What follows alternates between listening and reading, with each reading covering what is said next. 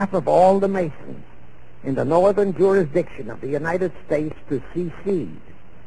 Copies of the minutes of the meeting held to discuss that matter are still in existence in safe hands, and that all that secrecy emphasizes the power of the masterminds of the Illuminati to prevent such terrible events of history from being taught in our schools. In the early 1850s, the Illuminati held a secret meeting in New York, which was addressed by a British Illuminist named Wright. Those in attendance were told that the Illuminati was organizing to unite the nihilist and atheist groups with all other subversive groups into an international to be known as communists. That was when the word communist first came into being, and it was intended to be the supreme weapon and scare word to terrify the whole world and drive the terrorized peoples into the Illuminati one world scheme. This scheme, communism, was to be used to enable the Illuminati to foment future wars and revolutions. Clinton Roosevelt, a direct ancestor of Franklin Roosevelt, Horace Greeley and Charles Dana, foremost newspaper publishers of that time, were appointed to head a committee to raise funds for the new venture. Of course, most of the funds were provided by the Rothschilds, and this fund was used to finance Karl Marx and Engels when they wrote Das Kapital and the Communist Manifesto in Soho, England. And this clearly reveals that communism is not a so-called ideology, but a secret weapon, a bogeyman word to serve the purpose of the Illuminati. Weishaupt died in 1830, but prior to his death he prepared a revised version of the age-old conspiracy, the Illuminati, which under various aliases was to organize, finance, direct, and control all international organizations and groups by working their agents into executive positions at the top.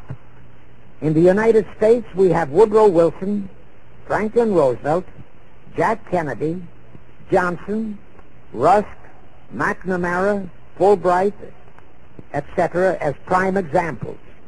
In addition, while Karl Marx was writing the Communist Manifesto under the direction of one group of Illuminists, Professor Karl Ritter of Frankfurt University was writing the antithesis under direction of another group. The idea was that those who direct the overall conspiracy could use the differences in those two so-called ideologies to enable them to divide larger and larger members of the human race into opposing camps so that they could be armed and then brainwashed into fighting and destroying each other, and particularly to destroy all political and religious institutions. The work Ritter started was continued after his death and completed by the German so-called philosopher Friedrich Wilhelm Nietzsche, who founded Nietzscheism. This Nietzscheism was later developed into fascism and then into Nazism, and was used to foment World Wars I and II. In 1834, the Italian revolutionary leader Giuseppe Mazzini was selected by the Illuminati to direct their revolutionary program throughout the world. He served in that capacity until he died in 1872. But some years before he died, Mazzini had enticed an American general named Albert Pike into the Illuminati. Pike was fascinated by the idea of a one-world government, and ultimately he became the head of this Luciferian conspiracy. Between 1859 and 1871, he, Pike, worked out a military blueprint for 3 world wars and various revolutions throughout the world, which he considered would forward the conspiracy to its final stage in the 20th century. Again, I remind that these conspirators were never concerned with immediate success. They always operated on a long-range view.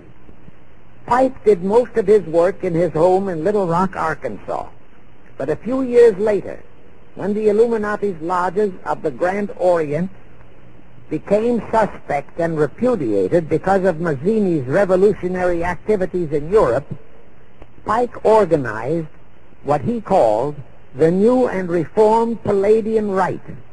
He set up 3 Supreme Councils, one in Charleston, South Carolina, one in Rome, Italy, and the third in Berlin, Germany. He had Mazzini establish 23 subordinate councils in strategic locations throughout the world.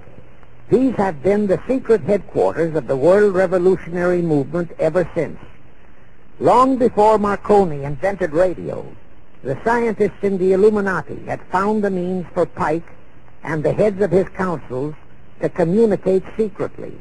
It was the discovery of that secret that enabled intelligence officers to understand how apparently unrelated incidents, one such as the assassination of an Austrian prince at Sarajevo, took place simultaneously throughout the world, which developed into a war or a revolution.